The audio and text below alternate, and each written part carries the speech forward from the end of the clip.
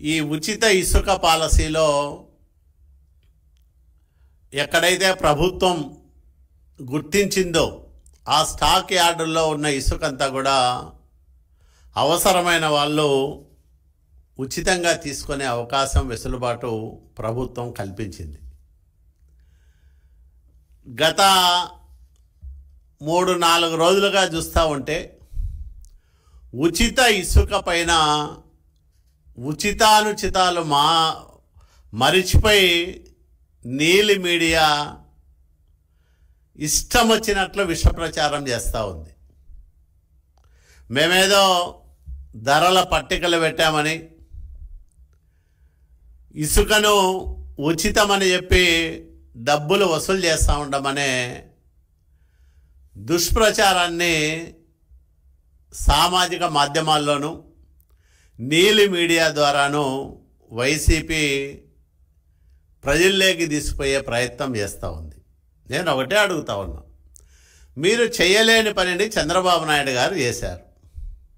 మీరు నేరుగా సహజ వనరులైన ఇసుకను విచ్చలవిడిగా దోపిడీ చేయడంతో పాటు ప్రభుత్వానికి టన్నుకు 375 రూపాయలు వసూలు చేశారు. ఆ రోజు మరి 475 రూపాయలు టన్ను ఇసుక అధికారికంగా పెట్టి దాంట్లో 375 రూపాయలు ప్రభుత్వానికి వచ్చే విధంగా మీరు ఆ రోజు ధరలు నిర్ణయించి అనధికారికంగా అంతకు 2 ధరలతో మీరు విక్రయించిన మాట వాస్తవమా కాదా సమాధానం చెప్పమని నేను వైసీపీ నాయకులను అడుగుతూ ఉన్నా.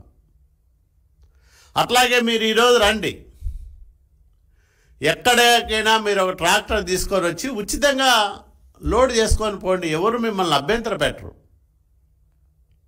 లేదా ఎడ్ల బండుల్లో ఎవరికి అవసరమున్నా వాళ్ళు తీసుకోమని ప్రభుత్వమే స్వయంగా ముఖ్యమంత్రి చంద్రబాబు నాయుడు గారే ప్రకటించారు. ఇంతకంటే స్పష్టత ఏం కావాలని నేను అడుగుతా ఉన్నా. ప్రభుత్వం చాలా స్పష్టమైన విధానంతో అక్కడ కేవలం లోడింగు రవాణా ఛార్జీలను మాత్రమే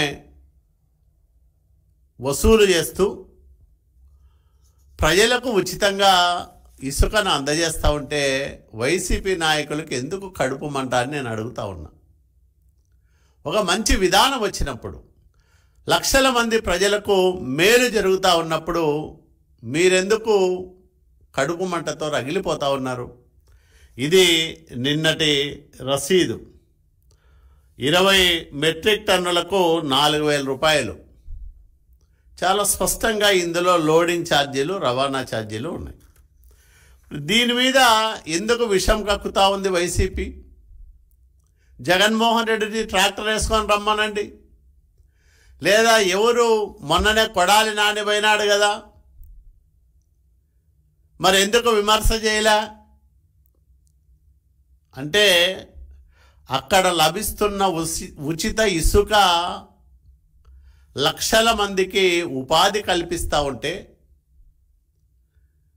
నిర్మాణ రంగానికి కొత్త ఊపిరి పోసి ఈరోజు అందరూ దాదాపు 125 విభాగాల వాళ్ళు బతికేదానికి అవకాశం చంద్రబాబు నాయుడు గారు కల్పిస్తే మీరు ఇంత విషప్రచారం సాగిస్తారా? ప్రభుత్వం ఏర్పడి నెల దాటింది, మరి ఇంత తక్కువ సమయంలోనే ఒక్కటొక్కటిగా హామీలు నెరవేర్చుకుంటూ మొన్ననే చూసాం, 1వ తేదీ ఇళ్ల వద్దకే 7,000 రూపాయలు పెన్షన్ ఇచ్చిన ప్రభుత్వం చంద్రబాబు నాయుడు గారి ప్రభుత్వం. అదే రకంగా ఈరోజు ఇసుక ఉచితంగా అందజేస్తున్న ప్రభుత్వం చంద్రబాబు నాయుడు గారి ప్రభుత్వం, ఎన్డీఏ ప్రభుత్వం. మీరు మీ నిర్వాకం వల్ల, మీ స్వార్థం వల్ల, మీ ధనదాహం వల్ల 5 సంవత్సరాలు ఆంధ్రప్రదేశ్ రాష్ట్రంలో నిర్మాణ రంగం కుదేలైపోయింది. వ్యవసాయం తర్వాత అతి ఎక్కువ మందికి ఉపాధి కల్పించే నిర్మాణ రంగాన్ని మీ నిర్లక్ష్యం కారణంగా, మీ స్వార్థం కారణంగా ఎంత ఇబ్బందులు పాలు చేశారో కల్లారా చూసాము, అనుభవించాం. 50 లక్షల మంది భవన నిర్మాణ కార్మికులు, వివిధ విభాగాల్లో పనిచేస్తున్న కార్మికులు